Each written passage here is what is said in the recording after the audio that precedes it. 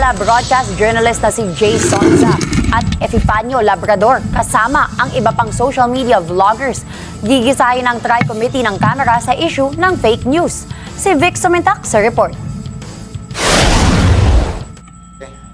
Muling magsasagawa ng pagdinig ang Tri-Committee ng Kamara bukas April 8 taong kasalukuyan kaugnay ng pagpapakalat ng fake news sa social media. Kabilang sa inimbitahan ng Tri-Committee ay sina Jay Sonza kasamang iba pang social media personalities na kinabibilangan ni na dating Presidential Communications Secretary Attorney Trixie Angeles, Epifanio Labrador, Crisette Laureta Chu, Mark Lopez at Mary Jane Kimbao Reyes.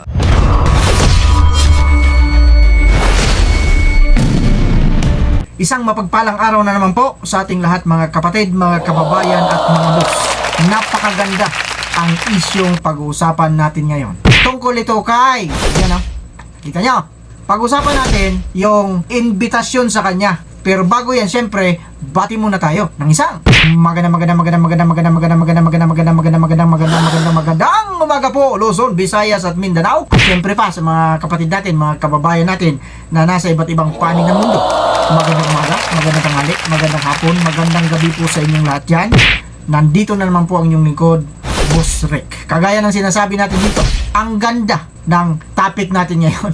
Pero syempre, bago tayo gumawa ng reaksyon, mas mainam na panoorin muna natin ng sabay-sabay ang video nito at mula doon, gagawa tayo ng matinding reaksyon. Bawal kasi ang fake news. Noong pa man talaga dapat yan. Excited na ba kayo? Video! Pasok! Samantala, broadcast journalist na si Jay Sonza at Epifanio Labrador kasama ang iba pang social media vloggers gigisahin ng Tri-Committee ng Kamara sa issue ng fake news. Si Vic Sumintak sa report.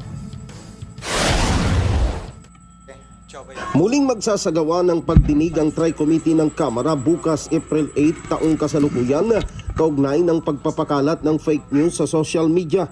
Kabilang sa inimbitahan ng Tri-Committee ay sina Jay Sonza kasamang iba pang social media personalities na kinabibilangan ni na dating Presidential Communications Secretary Attorney Trixie Angeles, Epifanio Labrador, Crisette Laureta Chu, Mark Lopez at Mary Jane Kimbao Reyes.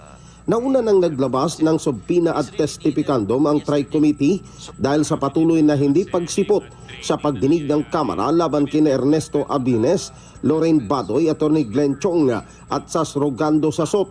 Sinabi ni Surigao del Norte Congressman Robert Ace Barbers na pangunahing nagsusulong ng investigasyon ng Tri-Committee laban sa fake news sa social media sa pamagitan ng isang privileged speech sa plenaryo ng Kamara ng pangunahing layunin ng Kongreso ay makabuo ng isang regulatory body sa paggamit ng social media at hindi supilin ang freedom of expression na ginagarantihan ng konstitusyon. Wala namang pang inaakusahan na ano dyan Ang sabi lamang natin, kaya tayo nagpatawag ng isang Tri-Committee hearing ay para magkaroon tayo ng isang regulatory framework sa paggamit ng social media dito sa ating bansa. Vic Sumintak para sa mata ng Agila, matatag, matapang, matapat. Yung sa napanood natin balita, mukhang sikat na ito si Katyo pues. si Panyong, kamusta ka na? Balita ko, binabalita ka na. Ayan na ang sinasabi natin dito. Pangalawang beses na yan. Panyong, kung akala mo makakalusot ka nung una, ngayon, siguradong hindi ka na makakalusot dito. Sige lang, magtago ka lang na magtago hanggang sa kailaliman ng lupa. Maghukay ka na para magtago kung ayaw mong lumutang at magpakita doon. Ito payo ko sa iyo bilang isang minura mo ako kahit minura mo ako, papayuhan pa rin kita. Ganyan kami mga Iglesia ni Cristo. Murahin nyo na kami, huwag nyo lang kami saktan. Okay? Ito payo ko sa iyo bilang isang vlogger din na kagaya mo, pero hindi kita idolo kasi puro ka mura diyan ka sumikat sa pagmumura kami, hindi kami marunong magmura dito. Pero huwag nyo lang kaming abusuhin, di ba? May mga salita naman na hindi na kailangang murahin ka. May mga salitang masasakit din naman. Ito payo ko sa iyo, pakinggan mo. Kung ako sa iyo, total, magaling ka naman sabi mo, pumunta ka na doon. At number 1, sabi mo, matapang ka, di ba? Ikaw yung pinakamatapang na vlogger. Sige na, ikaw na ang pinakamatapang na vlogger. Saludo na ako sa iyo pag nakita na kita doon sa Tricom. Pero hanggat hindi ka nagpapakita doon sa Tricom, no way. Hindi ako sasaludo sa iyo. Sino ka ba? panyong ka lang. Pagka pumunta ka na talaga sa TRICOM at pinagkaguluhan ka na doon ng mga reporter, siyempre pagkaguluhan ka, nagpapakalat ka kasi ng mga fake news eh.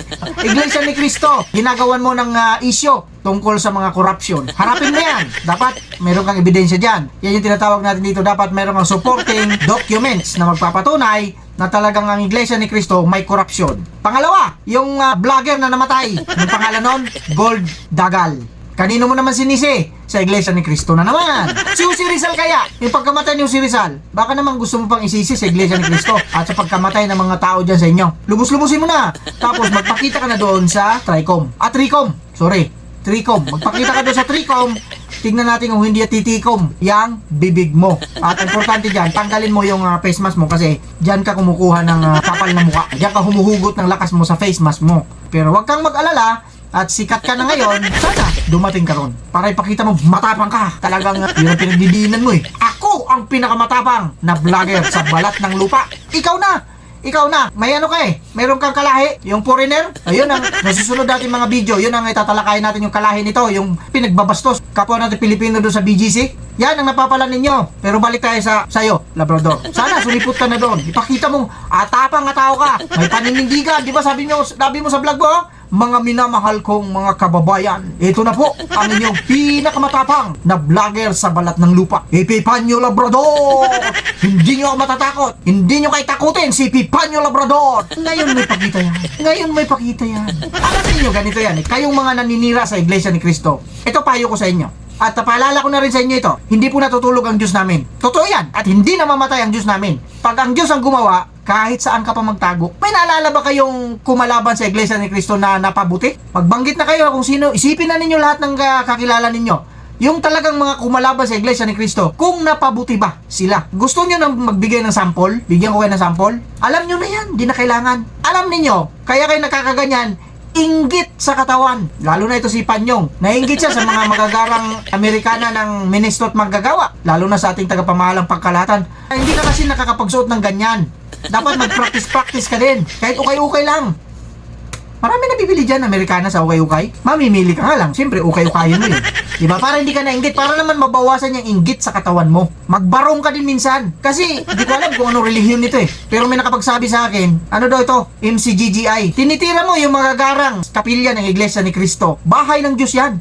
Sasabihin mo, gumagawa ka na naman ng kwento galing sa mga politiko. Pagkatapos ng eleksyon, tiyak, magpapatayo na naman sila ng magagarang bahay sambahan. For your information, Mr. Labrading, wala pong politiko kahit sino na pwedeng magbigay ng kahit na 5 duling na pera. Magtanong ka na kasi sa mga politiko. Dapat mga politiko yung magtanungin mo. Kung may tumatanggap man ng ganon, tiyak, tiwalag yan. Kasi hindi natutulog ang Diyos. Yan ang sinasabi natin. Mali yung mga kanta na ginagawa nila eh. Tinatanong nila kung natutulog bang Diyos. Hindi, natutulog ang Diyos. Yan ang tandaan ninyo. Kaya see you, kita-kits, abangan namin yung pag-interview siya, pakita mo dun, tapang ka, talagang kahit interviewin ka, ako, sila Labrador, ganun dapat. Kahit si ka Marcolita na yung mag-interview sa'yo, ako, murahin mo ng murahin, yan ang payo ko sa'yo.